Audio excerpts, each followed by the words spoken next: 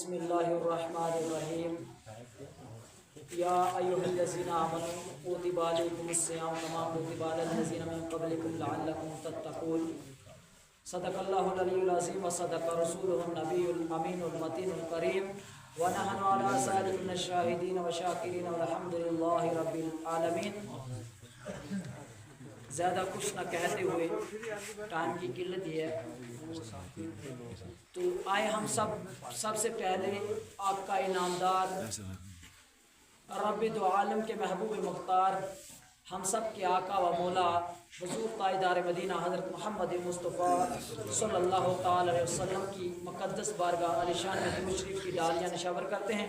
پڑھیو بآواز بلند صلی اللہ علیہ یا رسول اللہ وسلم علیہ یا حبیب اللہ صلی اللہ علیہ یا رسول۔ سبھی پڑھے، بڑا مجمع ہے، درود پڑھنا بہت بڑی بات، برکت والی بات۔ صلی اللہ علیہ یا رسول اللہ وسلم علیہ یا حبیب اللہ۔ رہبر و رہنما نبی زانن یونن در قرآن خدا پانی صلی اللہ علیہ یا رسول اللہ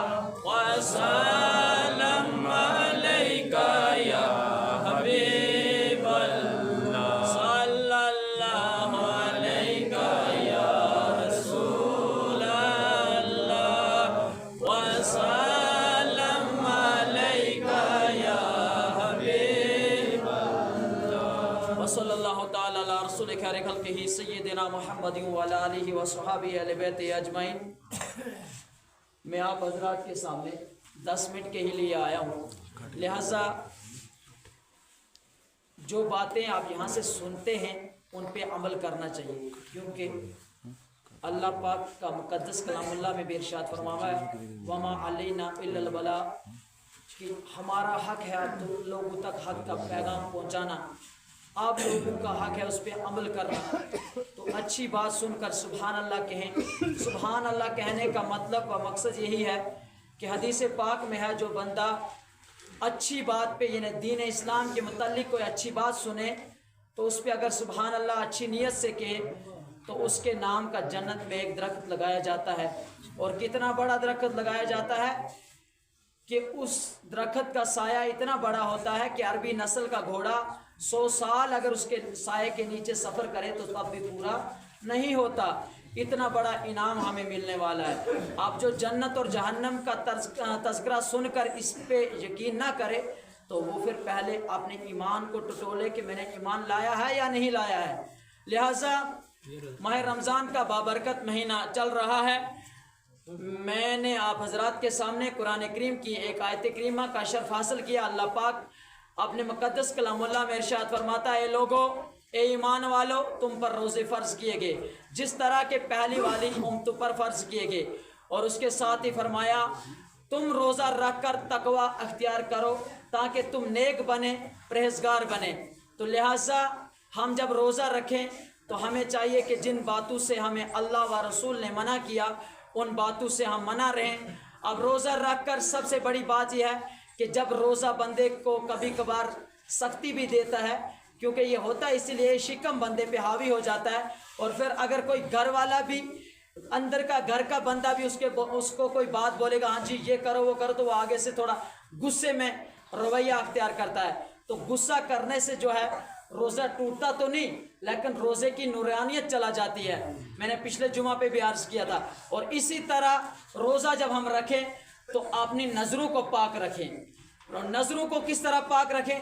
ہمارا ایک رویہ ہے، جب سلام پھیرا امام صاحب نے السلام علیکم ورحمۃ اللہ، کچھ یا مقلب القلوب پہ تو کچھ موبائل پہ، اور جب لاسٹ پہ دعا ہوئی ابھی آدھے اندر ہی ہوتے ہیں تو آدھے درود حضور ہی پڑھتے تو آدھے فونوں کو کھول کر دیکھتے ہیں.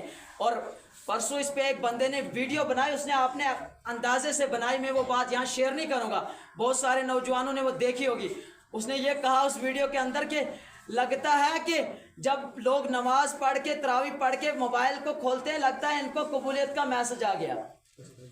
تو لہٰذا کہنے کا مقصد یہی ہے, یہ موبائل ہمارے لیے ہے تو اگر ہم اس کو اچھا استعمال کریں گے ٹھیک ہے, میرے پاس بھی ہے, میں نہیں کہوں گا کہ آپ بھی استعمال کرتے ہو, لیکن میں یہ کہتا ہوں کہ کچھ لوگ گندے ذہن کے ایسے ہوتے ہیں جنہوں نے ایسے چینلوں کو سبسکرائب کیا ہوتا ہے جن کی وجہ سے ہر ٹائم ان کے فیس بک, یوٹیوب, انسٹاگرام پہ کچھ ایسی گندی تصویریں شیئر ہو جاتی ہیں کہ جب بندہ نماز پڑھا, قرآن پڑھا, روزہ رکھا, سلام پھیرا, موبائل کو آن کیا, لاک کھولا, اس پہ گندی لڑکی کی تصویر, اس کے نہ جانے فحشہ تصویر, اب آنکھوں کی نورانی چلا جاتی ہے. لہٰذا ان چیزوں سے پرہیز کریں.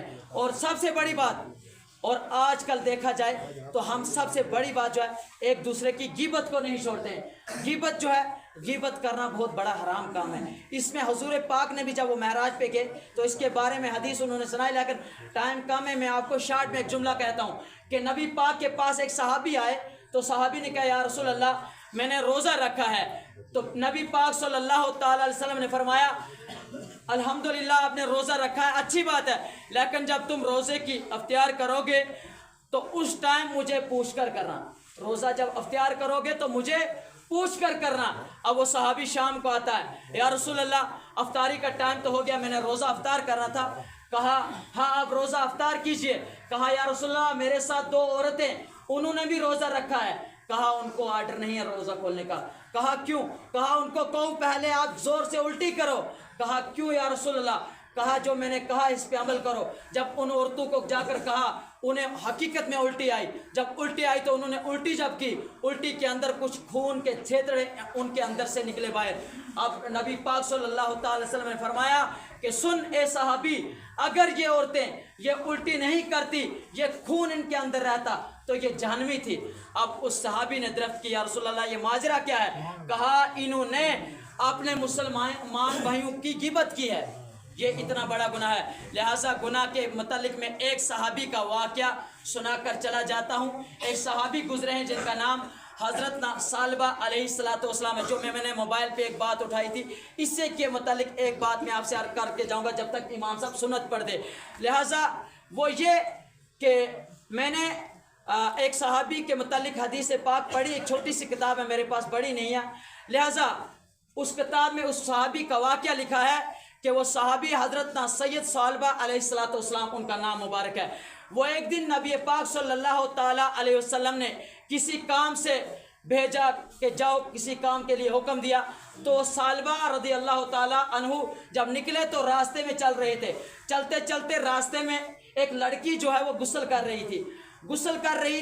تو ثعلبہ رضی اللہ تعالیٰ عنہ جب جا رہے تھے تو ہوا کا جھونکا آیا, کسی کارن اس کی نظر اس لڑکی پہ پڑ گئی.